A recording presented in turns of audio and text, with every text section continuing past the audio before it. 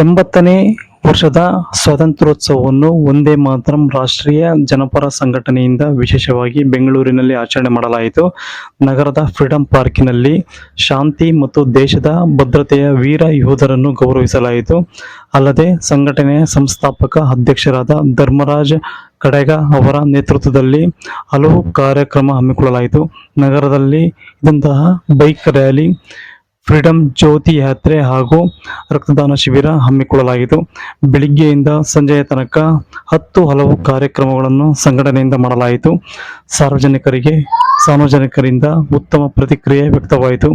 ಇದರ ಜೊತೆಗೆ ದೇಶದ ಜನತೆಗೆ ದೇಶಭಕ್ತಿ ಮೂಡಿಸುವ ಹಲವು ವಿಶೇಷ ಕಾರ್ಯಕ್ರಮಗಳನ್ನು ಸಹ ಹಮ್ಮಿಕೊಳ್ಳಲಾಯಿತು. ಪರಿಸರ ಜಾಗೃತಿಗಾಗಿ ಸಸಿಗಳನ್ನು ಫ್ರೀಡಂ ಪಾರ್ಕಿನಲ್ಲಿ ನಡೆಸಲಾಯಿತು.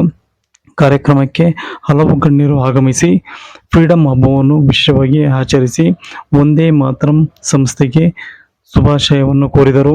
ಇನ್ನು ಇದೇ ವೇಳೆ ಬಿಜೆಪಿ ಮುಖಂಡರಾದಂತಹ ಸಪ್ತಗಿರಿ ಗೌಡ ಅವರು ಕಾರ್ಯಕ್ರಮದಲ್ಲಿ ಭಾಗವಹಿಸಿ ರಕ್ತದಾನ ಶಿಬಿರದಲ್ಲಿ ಭಾಗವಹಿಸಿ ರಕ್ತದಾನ ಮಾಡಿದವರಿಗೆ ಪ್ರಶಸ್ತಿ ಪತ್ರವನ್ನು ನೀಡಿದರು. ಜೊತೆಗೆ ಪರಿಸರ ಜಾಗೃತಿಗಾಗಿ ಗಿಡ ನೆಡುವ ಕಾರ್ಯಕ್ರಮವನ್ನು ಸಹ ನೆರವೇರಿಸಲಾಯಿತು. ನಂತರ ಮಾತನಾಡಿದ ಅವರು, ಒಂದೇ ಮಾತರಂ ತಂಡದ ನಾಯಕ ಧರ್ಮರಾಜ್ ತಂಡದಲ್ಲಿ ಉತ್ತಮವಾದಂತಹ ಕೆಲಸ ಮಾಡಲಾಗುತ್ತೆ. ದೇಶಕ್ಕೆ ಬೇಕಾಗಿರುವ ದೇಶಭಕ್ತಿಯ ಹೆಚ್ಚಿಸಬೇಕು, ಪರಿಸರ ಸ್ವಚ್ಛವಾಗಿರಿಸಬೇಕು, ದೇಶಕ್ಕಾಗಿ ಸಾಯಬಾರದು, ದೇಶಕ್ಕಾಗಿ ಶಕ್ತಿಯುತವಾದಂತಹ ಬದುಕನ್ನು ನಡೆಸಬೇಕು ಎಂದರು. ಸಂಘಟನೆಯ ಸಾಂಸ್ಕೃತಿಕ ಘಟಕದ ಅಧ್ಯಕ್ಷರಾದ ಲಕ್ಕಿ ಶಂಕರ್, ಮುಖ್ಯಸ್ಥರಾದ ರಾಜು, ಸಂಘಟನಾ ಕಾರ್ಯದರ್ಶಿ ಸತೀಶ್ ಚಂದ್ರೇಗೌಡ ಸೇರಿದಂತೆ ಸಂಘಟನೆಯ ಪದಾಧಿಕಾರಿಗಳು ಉಪಸ್ಥಿತರಿದ್ದರು.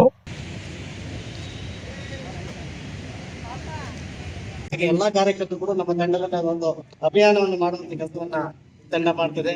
ಇವತ್ತೇನೋ ಯೋಜನೆಗೆ ಕುರಿತು ಸನ್ಮಾನ ಮಾಡಿರ್ಬೋದು, ಅವ್ರಿಗೆ ಗೌರವ ಸಮರ್ಪಣೆ ಮಾಡಿರ್ಬೋದು, ರಸಿಕರನ್ನ ನಾವು ನೆಡುವಂತ ಕೆಲಸದಲ್ಲಿರ್ಬೋದು, ಅಲ್ಲಿಂದ ಬಂದ ತಂಡ ಉದಾರ ಬಡ್ಡಿಯಲ್ಲಿ ಬಂದಂತ ಸದಸ್ಯರು ಇದಕ್ಕಾಗಿ ನಿಂತ್ಕೊಂಡಿದ್ದಾರೆ. ತಡವಾಗಿ ಶುಭ ಕೋರಿದ್ದಾರೆ ಸಪ್ತಗಿರಿಗಳು. ಒಂದೇ ಮಾತರಂ ತಂಡ ಈ ವರ್ಷ ಬ್ಲಡ್ ಡೊನೇಷನ್ ಕ್ಯಾಂಪ್ ಮಾಡೋದ್ರ ಮೂಲಕ ಮತ್ತು ಗಿಡಗಳನ್ನ ನಡೆಯೋದ್ರ ಮೂಲಕ ಸಮಾಜ ಮತ್ತು ಸುತ್ತಮುತ್ತಲಿನ ಪ್ರದೇಶವನ್ನ ಸ್ವಚ್ಛವಾಗಿಡೋದ್ರ ಮೂಲಕ ದೇಶಭಕ್ತಿಯನ್ನ ಬಿಂಬಿಸತಕ್ಕಂಥ ಕೆಲಸವನ್ನ ಮಾಡ್ತಾ ಇದ್ದೀವಿ. ನಾವು ದೇಶಕ್ಕೋಸ್ಕರ ಸಾಯ್ಬೇಕಾಗಿರ್ತಕ್ಕಂಥ ಪರಿಸ್ಥಿತಿ, ನಾವೆಲ್ಲರೂ ಕೂಡ ದೇಶಕ್ಕೋಸ್ಕರ ಬದುಕ್ಬೇಕು. ಆ ಒಂದು ಸಂದರ್ಭ ಯಾಕಂದ್ರೆ ಇಡೀ ಜಗತ್ತೇ ಭಾರತದತ್ತ ತಿರುಗಿ ನೋಡ್ತಾ ಇರ್ತಕ್ಕಂಥ ಒಂದು ಕೆಲಸವನ್ನ ನಮ್ಮ ದೇಶದ ಯುವಕರು, ನಮ್ಮ ಸೈನಿಕರು, ನಮ್ಮ ಇರ್ತಕ್ಕಂಥ ಪ್ರತಿಯೊಬ್ಬರು ಕೂಡ ನಿರ್ಮಾಣ ಮಾಡಿರ್ತಕ್ಕಂಥದ್ದೇ.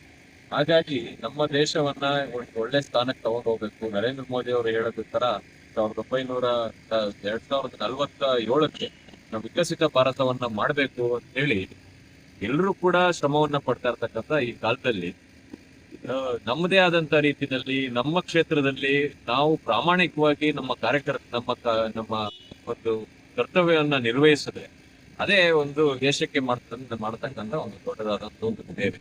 ಹಾಗಾಗಿ ನಮ್ಮ ಕ್ಷೇತ್ರದಲ್ಲಿ ನಾವು ಪ್ರಾಮಾಣಿಕವಾಗಿ ನಾವು ಕೆಲಸ ಮಾಡೋಣ ಅಂತ ಹೇಳ್ತಾ ಇವತ್ತೇನು ಒಂದೇ ಮಾತರಂ ತಂಡ ಕಾರ್ಯಕ್ರಮವನ್ನ ನಿರ್ಮಾಣ ಮಾಡಿದ್ವಿ. ನಮಗೂ ಕೂಡ ಈ ಕಾರ್ಯಕ್ರಮಕ್ಕೆ ಆಹ್ವಾನ ಮಾಡಿ ನಮ್ಮ ಜೊತೆಗೆ ಜೋಡಿಸ್ಕೊಂಡಿದ್ದಾರೆ. ಅವ್ರಿಗೆ ಮತ್ತೊಮ್ಮೆ ನಾನು ಅಭಿನಂದನೆಯನ್ನ ಮತ್ತೆ ಧನ್ಯವಾದಗಳನ್ನು ತಿಳಿಸ್ತಾ ಅವ್ರಿಗೆ ಶುಭವನ್ನ ಕೋರ್ಲಿಕ್ಕೆ ಇಷ್ಟಪಡ್ತೀನಿ.